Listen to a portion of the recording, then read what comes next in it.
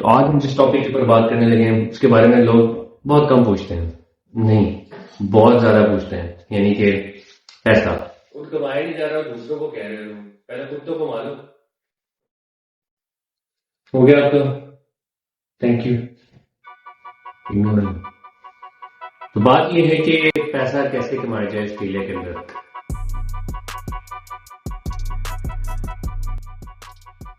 खर्चे आपने कम करने हैं और कमाई ज्यादा।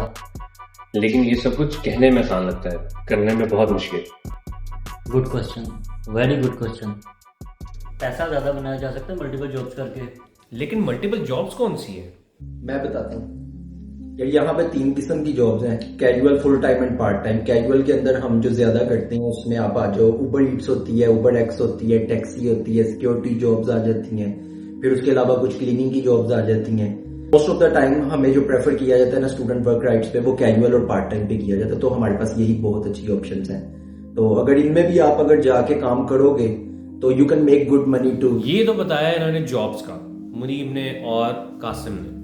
मैं आपको बताता हूँ खर्चे क्या क्या हैं यहाँ पर। बिजली का बिल, रेंट, घर का रेंट, गाड़ी का रेंट, आप स्कूटर या साइकिल चलाते हैं तो उसका रेंट, घर की ग्रोसरी, आपके अपने खर्चे, मिसलिनियस खर्चों में आप बाहर जाएंगे, बाहर काम करेंगे, बाहर से खाएंगे, ट्रैवल करेंगे तो ओपल कार्ड में पैसे डलवाएंगे।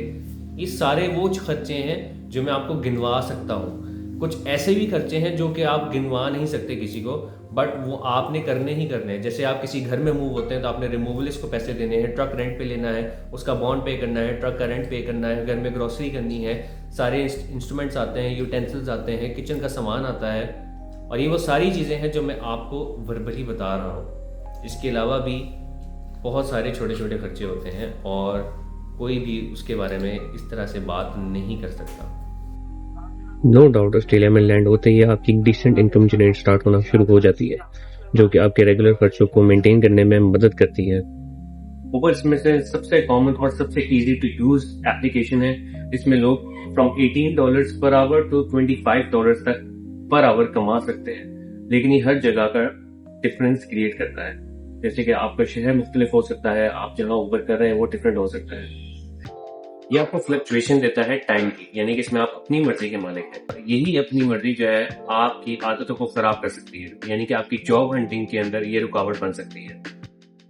तो जैसे कि मैंने आपको जॉब्स के बारे में बताया, इसमें क्लीनिंग की जॉब है, वेयर हाउसेस की जॉब है, और अगर हम जो स्ट्रेट अवे आपके अकाउंट बन जाते हैं वो ऊबर की मैंने जैसे आपको बताया वो बात है।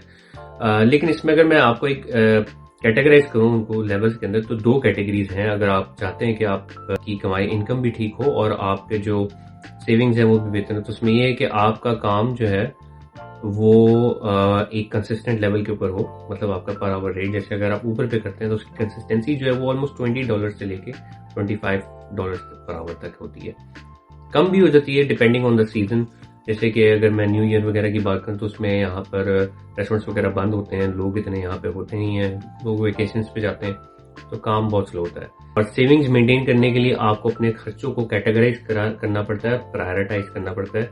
मतलब कौन सा खर्चा आपको लगता है कि वो इम्पोर्टेंट है, तो उस पर अगर मैं इन्वेस्ट करूँ तो उसका जो रिटर्न है मुझे वो अच्छा है। जैसे कि अगर यहाँ पर अगर आप आते हैं तो उसमें जो डिफरेंट जॉब्स हैं, जिसमें से मैंने आपको बताया ट्रैफिक कंट्रोलिंग की जॉब अगर आप करते हैं उसके लाइसेंस बनते हैं ऑलमोस्ट $900 तक, $700 to $900 कार्ड्स बनते हैं उसकी क्लासेस होती हैं। तो अगर आप वो कर लेते हैं तो वो इन्वेस्टमेंट अगर आप अपने ऊपर करते हैं तो उसमें यह कि आपको ट्रैफिक कंट्रोलिंग की जॉब मिल सकती है जो कि एक अच्छा पे कर देती है आपको। अक्सर लोग सवाल पूछते हैं कि यार कितने पैसे कमाए जा सकते हैं। सवाल ये नहीं होना चाहिए कि पैसे कितने कमाए जा सकते हैं, सवाल ये होना चाहिए कि पैसे कितने बचाए जा सकते हैं।